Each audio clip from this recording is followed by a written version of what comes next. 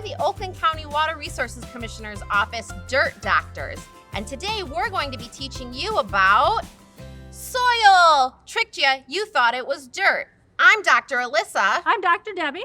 And today we're going to use our imagination. So this watering can will represent a rain cloud. And we've got this great model of the lakes, rivers, and streams of the great state of Michigan.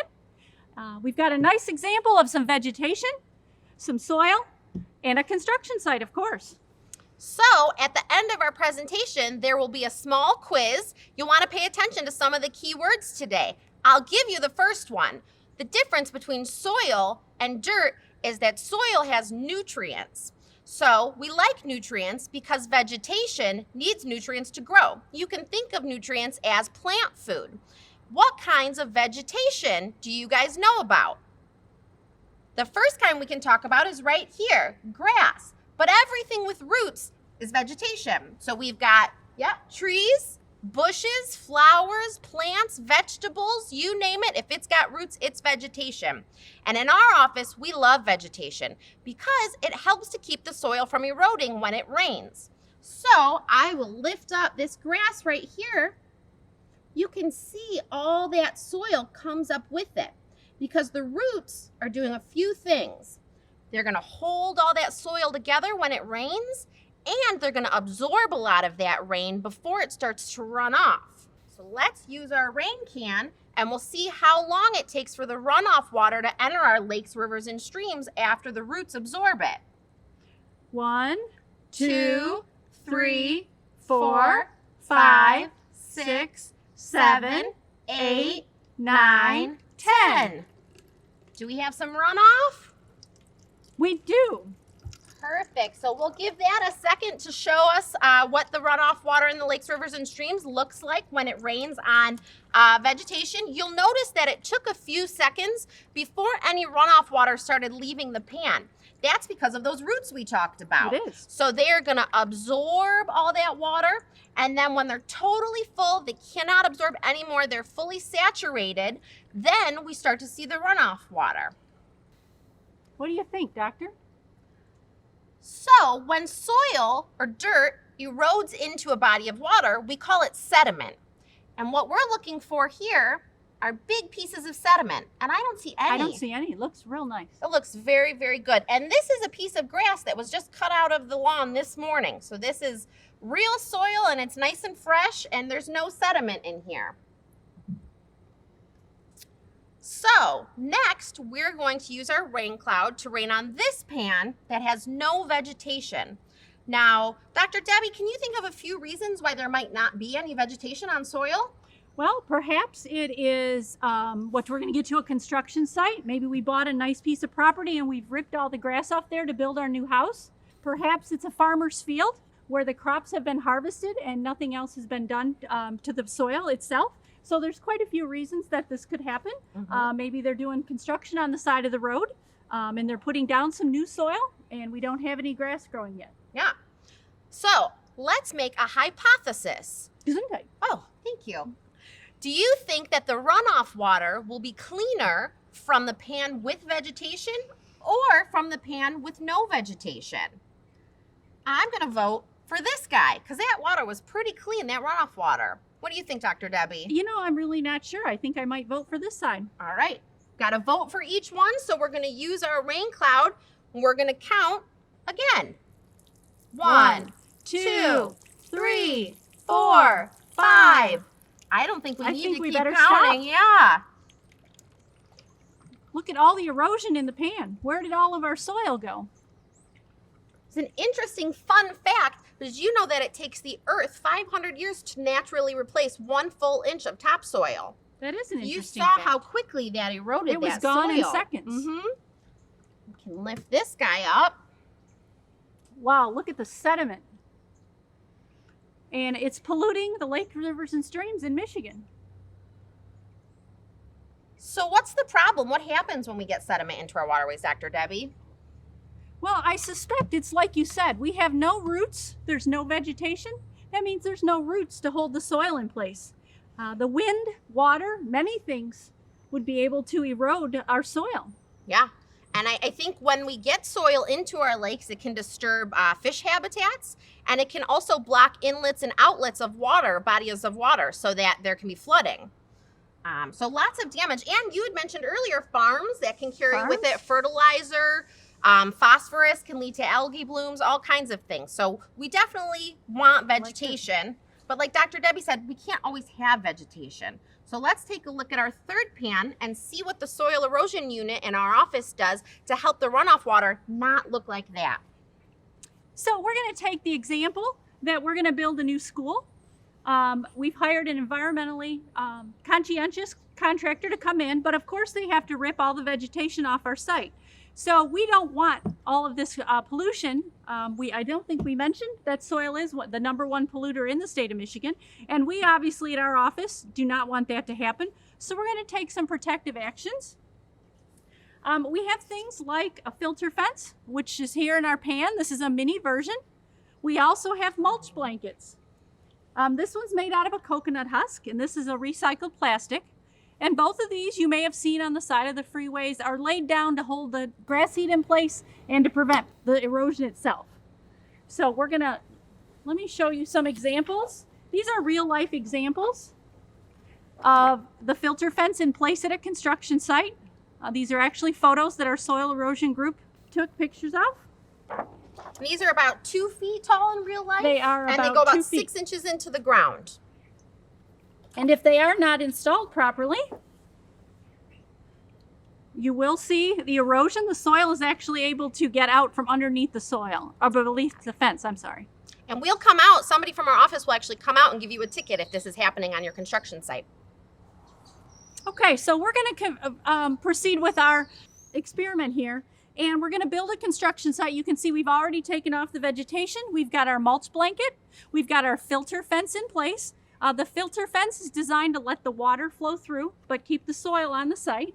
And we've got some more lovely toys to use your imagination. We've got a beautiful schoolhouse. And we've got some construction equipment. Gotta have a digger, gotta have some fuel. Is that our biodiesel? Of course. And we're gonna continue on with our hypothesis. Oh, Gesundheit. Thank you very much. All right, so let's get some more rain. Filling up our rain cloud. And we're gonna rain on the construction site again for a count of 10. Do we need to take another vote? What do we think is going to be cleaner? So we know that the runoff water from the pan with the vegetation is cleaner than the runoff water from the pan with just soil. But do we think Mother Nature will do a better job than we did with our construction site? I'm going to vote for Mother Nature. She does a pretty darn good job with this stuff. What do you think? I do think Mother Nature does a good job, but I also know that our protective measures do a good job as well. So let's give it a shot and see what happens. 1, 2, 3, 4, 5, 6, 7, 8, 9, 10. Oh, I can hear the water running off. All right, we'll give it a second to fill up that lake, river, or stream that jar represents. You want to hold? Yeah, let's hold compare these up and compare all three. Perfect.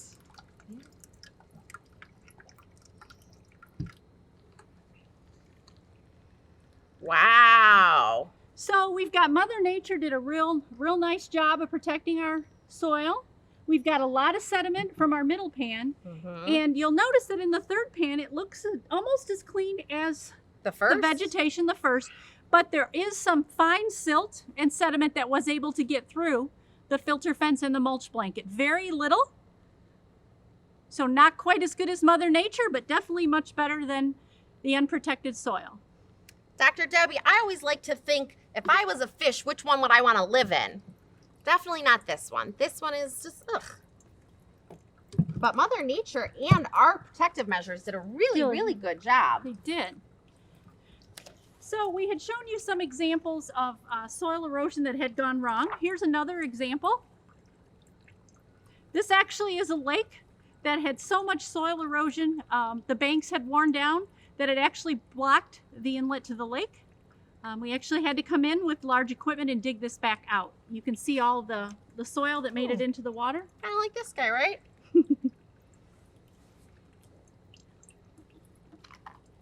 And now kind of to move on to where this water is going to go. We talked about it polluting our lakes, rivers, and streams, but you might ask, how does it get there? If you don't have a river right next to your home, hold this up. So there's a couple different ways. There are catch basins. This is one you would see on the side of your street. And the Beehive catch basin is another source. You'll notice on the open grates, any rainwater or runoff can get through those. This is just an open swale or ditch. All of these are a source of stormwater. So what we'd like you to think about now is what you think will happen in these two instances. Over here, we've got a small amount of debris by our catch basin.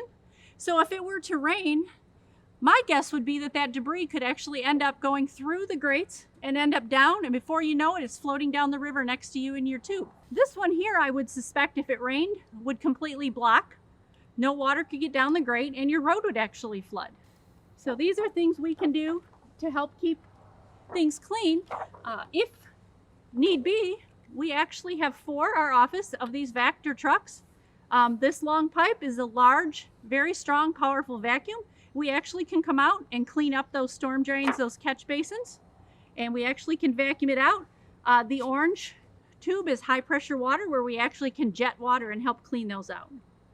I heard that a Vactor truck can suck up a bowling ball or a child about the size of a 6-year-old. That is true. Yeah. And they also cost almost $500,000. Ugh. So they are on a schedule in your community. So even though this is going to come and clean out those, what we talked about, these storm drains every couple of years, a lot of garbage can get into the waterways in the meantime. So it's important not to litter. We also want to pick up after our pets when we take our dog for a walk. If they go to the bathroom, we want to clean up that pet waste because that can carry a lot of bacteria into our waterways as well. So Oakland County is really unique because it has 5 watersheds here. And with the water festivals, we tend to focus on Southeast Michigan or Southeast Oakland County, where we've got the Clinton River watershed in green and the Rouge River watershed in yellow. So if you normally go to the Clinton River Water Festival or the Rouge River Water Festival, that means that your school is in that watershed. Next up, we've got that quiz we told you about in the beginning, so I hope you've been paying attention. If your teacher wants, we can ask you a question. We'll pause for a few seconds to give your class some time to answer it, and then we'll help you out and give you the answer. So today, we did not talk about dirt, but we talked about basically dirt with nutrients. What do we call that? Soil. Good answer. I'm sure you guys got that one. Next, we talked about how important things with roots are. Grass and trees and flowers and vegetables, and how those roots absorb all the water. So what do we call all this green stuff? That's right, vegetation. Good answer. Next, we talked about the roots, and I just used this word, how they soak up all that water. What's a better word for that? Absorb. Good job, guys. And when they're totally full and the roots cannot absorb any more, then that means they are saturated or saturation. When they're totally full and they cannot absorb anymore, but it keeps raining and it keeps raining and that water goes and it ends up in our lakes, rivers, and streams, we call that water runoff.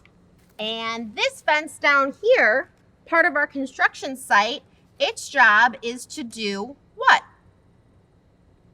To filter the runoff water. It's going to let the water go through, but it's going to filter out the big pieces of soil, and it's going to go around the entire construction. We call it a filter fence. And in this pan, where we had no vegetation and we had no controls, but it rained, what did we see happen to this soil? It was really bad. We saw it right here in the middle of the pan.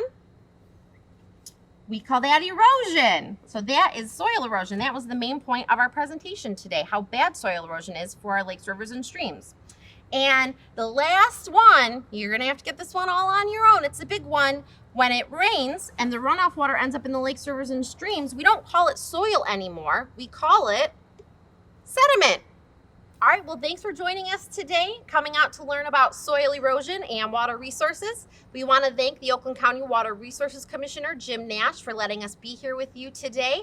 And don't forget, no matter where you live, you always live in a watershed. We only want rain in the drain. So if you see somebody polluting our lakes, rivers, and streams here in Oakland County or polluting into a storm drain, then you can go to our website, find our pollution hotline, and give us a call so we can come out and clean it up. Bye. Thanks, everybody.